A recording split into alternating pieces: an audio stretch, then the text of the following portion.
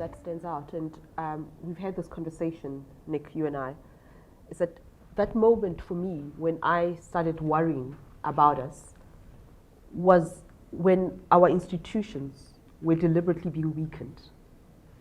Because I think that when you have people looting or making decisions that go against the principles of our constitution, you retain some hope and optimism when the institutions are functioning. I'm extremely worried about SARS, about the NPA, about the Hawks, because when you reach that level, who's going to protect our democracy? So I must say, I travel in one day between hope and despair. But I think what keeps me grounded is that we can't disengage, otherwise there will be no country left for our children. I do feel that we need to make some very difficult decisions about our electoral system.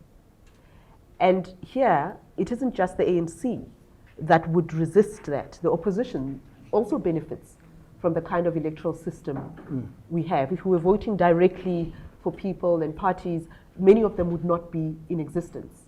And we know that there was a context to that decision. It was the best decision at that time. But at which point do we demand reflection and flexibility?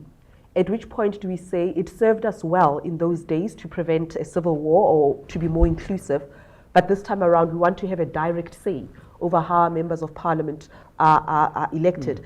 And I throw this back at you as South Africans, because it's very easy to simply say, if it's not the ANC, it's going to be the EFF for me. If it's not the ANC, it will be the DA.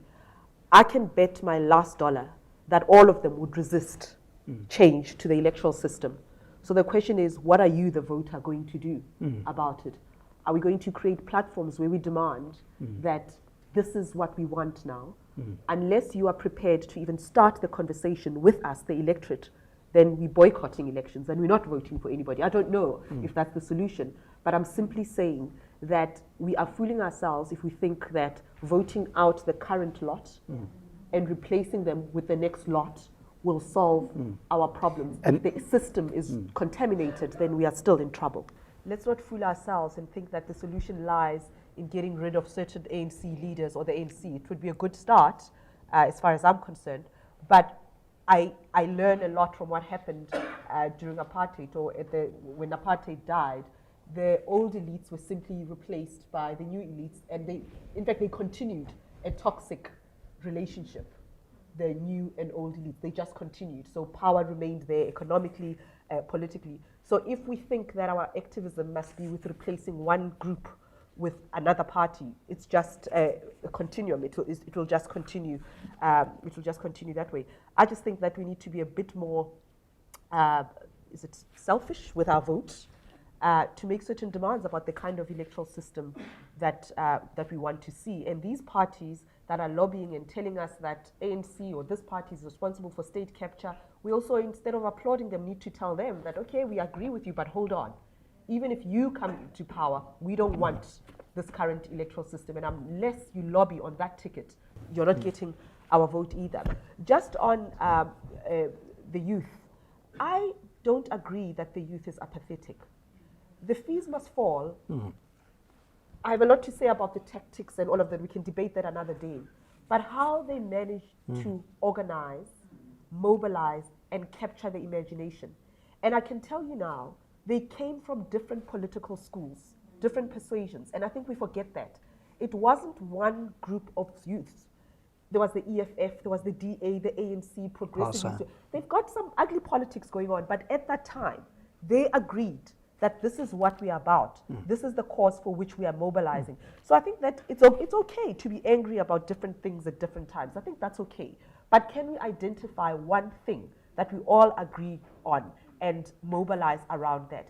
And I think that the youth that perhaps is apathetic, maybe the youth that has options, the youth that can go to an international university somewhere, or that can settle somewhere. But how many of our South Africans, all South Africans, can actually afford that? They can't.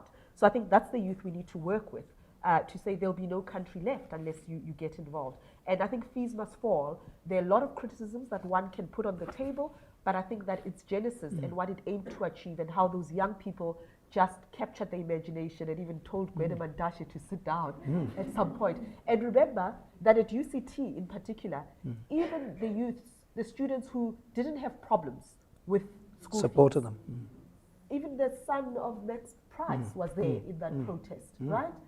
There were so many. I remember Advocate Trengove. His son was one of those who was arrested. Chikane. Bishop Thabo Truly. Makgoba. Exactly. So what I'm saying is, these are not apathetic youths.